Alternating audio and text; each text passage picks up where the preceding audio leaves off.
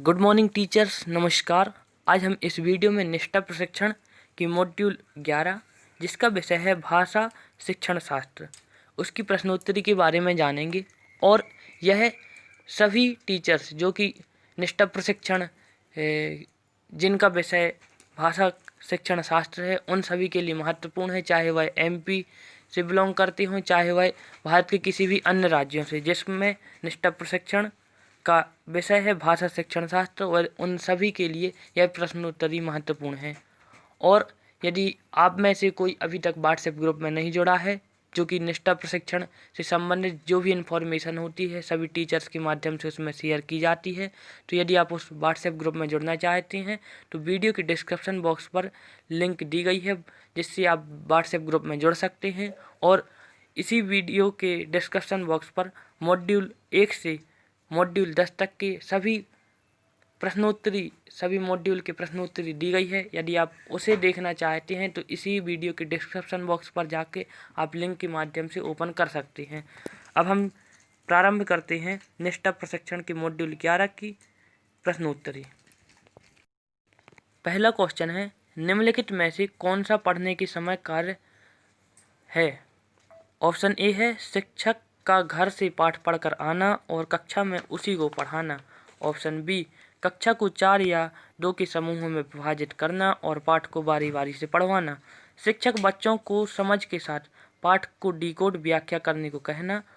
सी, शिक्षार्थियों को कल्पना करने के लिए कहना कि वे कहानी के पात्रों में से एक हैं और अपने अनुभवों को अपनी डायरी में लिखने को कहना। ऑप्शन डी है शिक्षक का पाठकों के विचारों के बारे में शिक्षार्थियों के साथ एक महत्वपूर्ण कक्षा गतिविधि के रूप में चर्चा करना। इसका आंसर होगा ऑप्शन बी, कक्षा को 4 या 2 के समूहों में विभाजित करना और पाठ को बारी बारी से पढ़वाना। शिक्षक बच्चों को समझ के साथ पाठ को डिकोड व्याख्या करने को कहना। और क्वेश्चन नंबर 2 है, एक पूर्व पठन कार्य का उद्देश्य है पाठ के लेखक और पढ़े जाने वाले नए शब्दों के बारे में बात करके नए पाठ की शुरुआत करना। ऑप्शन बी है शिक्षार्थियों के उनके पिछले ज्ञान के बारे में बात करना। ऑप्शन सी है पाठ के विचारों के साथ सीखने वाले के पिछले अनुभव और ज्ञान को जोड़ना। ऑप्शन डी है कठिन शब्दों को खोजने के लिए विद्यार्थियों को स्वयं पढ़ने के लिए कहना। इसका आंसर होगा पाठ के विचारों के साथ सीखने वाले के पिछले अनुभव और ज्ञान को जोड़ना। नेक्स्ट क्वेश्चन है, पढ़ना अर्थ गढ़ना है, इस कथन से क्या अभिप्राय है? ऑप्शन ए है पढ़ना ध्वनि समूहों शब्दों और वाक्यों को सीखने से शुरू होता है। ऑप्शन बी है पढ़ना पाठ के विचारों को समझना है।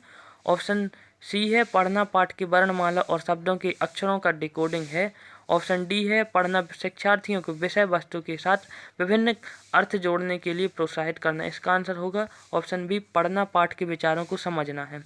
इसमें ऑप्शन के नंबर ए, बी, सी अलग अलग हो सकते हैं, तो कृपया आप पहले इस वीडियो को जब अच्छे से देखें तो क्वेश्चन की जो भी आंसर हैं आंसर को पहले से पढ़ें फिर उसके बाद लगाएं। नेक्स्ट क्वेश्चन है, वर्तमान भाषा सीखने के नज़रिए से निम्नलिखित में से कौन सी सच है? ऑप्शन ए है इसमें सुनना, बोलना, पढ़ना, लिखना, ध्यान देना और सोचना एक साथ विकसित होता है। सेकंड है सुनना, बोलना, पढ़ना, लिखना, ध्यान देना और सोचना एक रैखिक तरीके से विकसित होता है। थर्ड है लिखने से पहले सुनना, बोलना, पढ़ना विकसित होता है।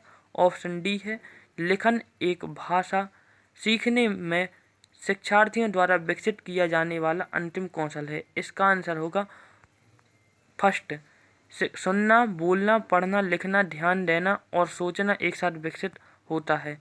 इसका होगा फर्स्ट सत्य है।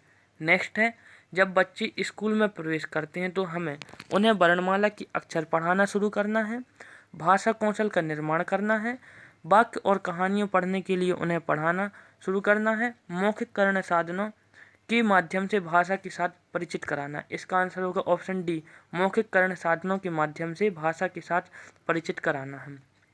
नेक्स्ट क्वेश्चन है, निम्नलिखित में से कौन सा कथन सही है? ऑप्शन पहला है मातृभाषा दूसरी भाषा की शिक्षा में हस्तक्षेप करती है। सेकंड है दूसरी भाषा सीखने में मातृभाषा ना तो समर्थन करती है ना ही हस्तक्षेप करती है। ऑप्शन थर्ड है मातृभाषा दूसरी भाषा सीखने के लिए एक संसाधन है। ऑप्शन डी है मातृभाषा दूसरी भाषा सीखने का समर्थन करती है। इसका आंसर होगा ऑप्शन 3 और ऑप्शन 4। अर्थात मातृभाषा दूसरी भाषा सीखने के लिए एक संसाधन है और मातृभाषा दूसरी भाषा सीखने का समर्थन करती है। तो अब जिस कथन में भी ऑप्शन 3 और ऑप्शन 4 होगा, अर्थात कथन 3 और कथन 4 सही है। नेक्स्ट, बच्चे मानव सीखता है बिना किसी प्रयास के विदेशी भाषा, स्कूल में केवल मातृभाषा, बहुत प्रयास से मातृभाषा, काफ़ी प्रयास के बिना मातृभाषा।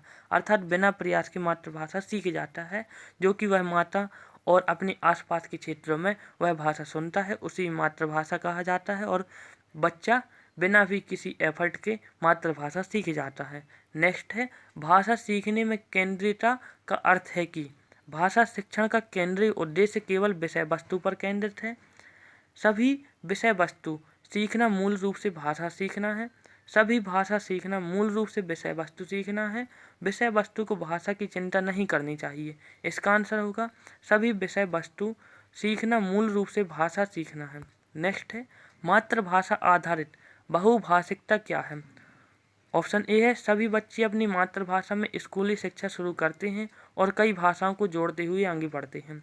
ऑप्शन बी है, स्कूल में सभी बच्चे केवल एक ही भाषा और अंग्रेजी सीखते हैं। ऑप्शन सी है, सभी बच्चे सीखने के प्रारंभिक वर्षों के दौरान अधिक से अधिक भाषा सीखते हैं। ऑप्शन डी है, सभी बच्चे राज्य भाषा के माध्यम से सीखते हैं। इसका आंसर होगा सभी बच्चे अपनी मातृभाषा में स्कूली शिक्षा शुरू करते हैं और कई भाषाओं को जोड़ते हुए आगे बढ़ते हैं। अगला क्वेश्चन है, भाषा सीखने की रणनीति के रूप में बहुभाषिकता का क्या अर्थ है? ऑप्शन ए, त्रिभाषा सत्र को लागू करना। ऑप्शन बी, कक्षा में शिक्षण अधिगम के लिए बच्चों की भाषा का उपयोग करना। ऑप्शन सी, कई भाषाओं का सीखना, सिखाना और शिक्षण। ऑप्शन डी है, माध्यम और आकलन के रूप में एक ही भाषा में विषय वस्तु सीखना। इसका आंसर होगा ऑप्शन बी, कक्षा में शिक्षण अधिगम के लिए बच्चों की भाषा का उपयोग करना। तो इस प्रकार से हमारी क्वेश्चन आंसर की प्रश्नोत्तरी समाप्त होती है और आप जैसे ही देखेंगे कि आपका स्कोर 10 में से 10 अर्थात सभी क्वेश्चन के आंसर सही है। इस प्रकार से आप अपने मॉड्यूल 11 के जो कि विषय है भाषा का शिक्षण शास्त्र, उसके अंतर्गत जो भी प्रश्नोत्तरी है हमने पूर्ण कर ली है। इस प्रकार से आप भी पूर्ण कर सकते हैं। और यदि यह वीडियो पसंद आई है, यदि आपके लिए यह महत्वपूर्ण है और आपके जो कि फ्रेंड्स हैं उनके लिए यदि महत्वपूर्ण है, तो आप इस वीडियो को अवश्य शेयर कीजिए और ज़्यादा से ज़्यादा लोगों के लिए शेयर कीजिए और इस चैनल को सब्सक्राइब कर लीजिए। Thanks for watching. जय हिंद, जय भारत।